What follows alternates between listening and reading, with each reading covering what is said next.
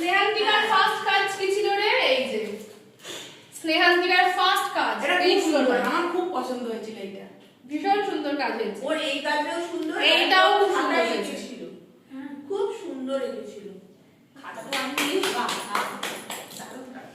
আচ্ছা, এরপর মাটির থালা। খুব ভালো করে মাটির থালা, আমার ওর ছাতাটা ভীষণ পছন্দ। ছোট থালা একটা স্নেহান্তিকার, হাততালি।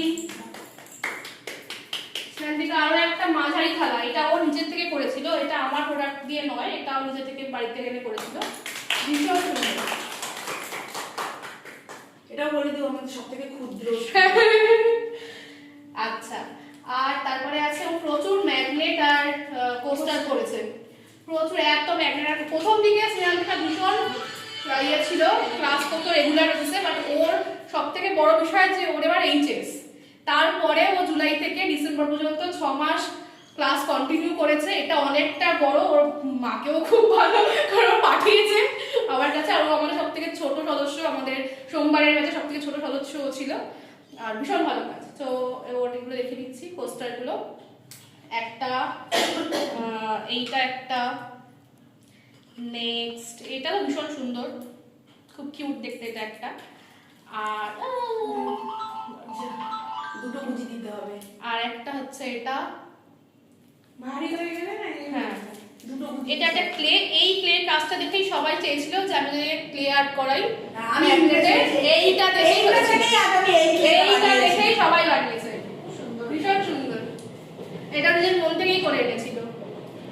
আচ্ছা, আর হচ্ছে এটাও একটা ম্যাগনেট ছিল। ও তো খুব তাড়াতাড়ি কাজ করে ফেলতো, তারপর বসে বসে বলতো কি করবো এবার আমি, কি করবো এবার আমি, এলাম তুই এনে আমার দিকে গিয়ে কাজ কর।